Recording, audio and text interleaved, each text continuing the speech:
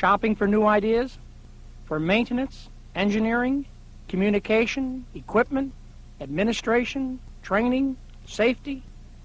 If you are, then welcome to the Idea Store, a store whose stock and trade is imagination.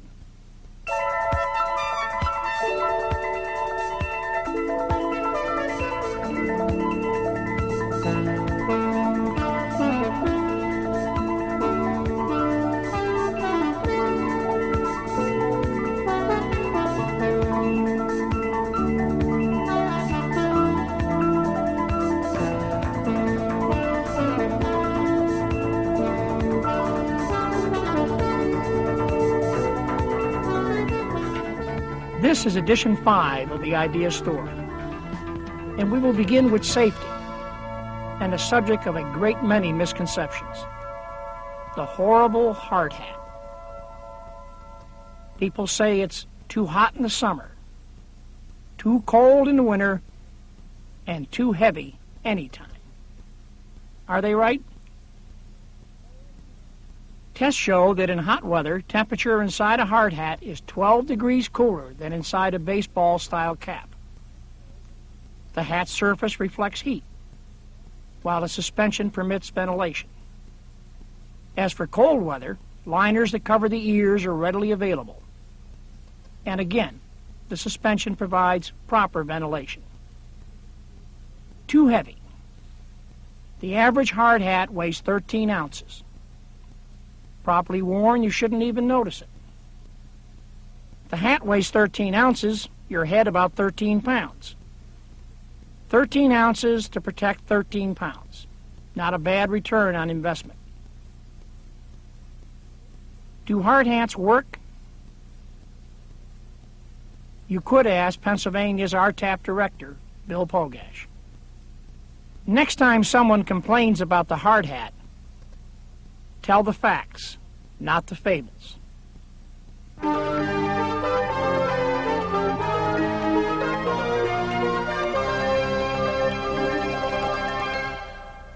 With gasoline prices fluctuating dramatically, we thought the following would be worth seeing again. This piece originally ran in the Ideas That Make a Difference video series, an internal program of the Pennsylvania Department of Transportation. Good afternoon. My name is Steve Pachuta, and I'm the equipment manager in Delaware County. I've been the equipment manager for about 13 years. In that time, we've always had some problems with tire inflation, either over and under on our trucks. The problem with these three trucks here is that they're all identical. The first truck takes 85 psi in the front tires, even though the tire is an 1120. The second truck is 90 psi, again an 1120, different manufacturer. The third one is 100 psi. And you can see what problem we had is an operator might have been driving a truck yesterday that needed 75 psi, and today he got in his truck and he checked the tire. Another truck, maybe his truck was in for preventive maintenance, and he took another truck, and when he checked it, it said 75 psi, and he overinflated the tire. This 115 psi is on this truck as a reminder to our operators. There's all these trucks we put the stenciling on there so that they don't have to look at the tire. Also, this 115 psi, again, this is a radial tire and requires more air. Now, most operators don't take that into account when they get into the truck, the radial or the standard or whatever, and they might underinflate this tire, so this reminder comes in handy. Rear tires present still another problem. On this truck here, we have these two mud and snow tires that require 90 psi. Now, if one of these tires should come off and be mounted on a truck with just a single tire on the rear, it will require 100 psi. So you have to take that into account and make sure that the PSI label is correct. The tires are underinflated by 5 pounds. We lose a gallon of gas for every 100 miles of operation. As our truck fleet drove 84 million miles last year, we are dealing with a projected cost savings of $840,000. This idea is simple but thoughtful, easy but possibly very productive. Your fleet may drive less, but the message is the same. Air saves gas.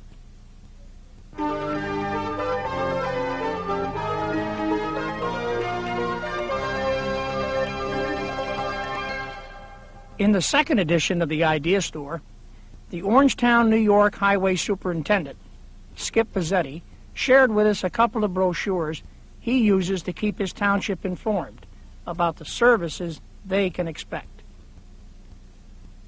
A quick update on those brochures. Skip told us a recent snowstorm involved him and his maintenance forces from 9 p.m. to 10 o'clock the following morning.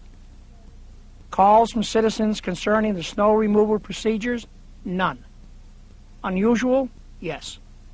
But we're betting a lot of calls were not made because the brochures have been routinely distributed. Isn't communication wonderful?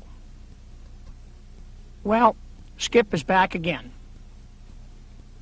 Using the theme attitude, behavior, and control as the ABCs of safety, a committee of rank-and-file employees and Mr. Vazzetti investigated accident causes and produced a series of safety grams. From defensive driving, the importance of proper traffic signs, to the use of seat belts, and quite a few other safety topics. Orangetown got not one, but 2 awards.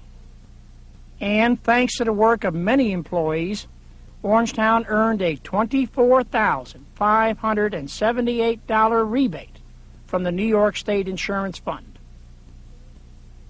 You can contact Skip by writing to Mr. Charles Skip Vazzetti, Town of Orangetown Highway Department, Route 303, Orangeburg, New York, 10962, or call him, area code 914-359-6500.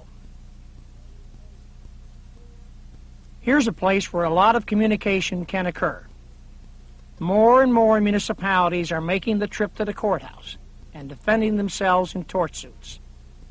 More and more of these suits involve the use of signs. This book, the Manual on Uniform Traffic Control Devices, or your state's Traffic Control Device Manual, has all the information on what signs to use and when and where to use them. Contact your local Technology Transfer Center on how to obtain a copy. The lawyers have a copy. You should have one too. While you're at it, get a copy of a handbook for flagging. They are easy to obtain and very useful. Again, contact your T-Square. Speaking of signs, here's an idea that has communications, safety, and a money-saving message. From the state of Maine, where saving money is still a virtue. Thomas Hale, the electman from Westmoreland Town, population 53, heard about a community that asked its citizens to adopt a pothole and help share the repair costs. He figured if they can adopt a pothole, his neighbors could adopt a sign. So for 1 year, a family adopts 1 or 2 signs, doing what maintenance was required, with the town providing new signs or posts if needed. Here's how it went. A short training class in painting. Then the workforce completes the job, the required end-of-work picture. But as always, Mom has the finishing touch, a plaque identifying who adopted the sign. So give Thomas Hale a call at area code 207-896-5213, or write to him in care of the Maine Local Road Center, Maine Department of Transportation, Station 16, Augusta, Maine 04333.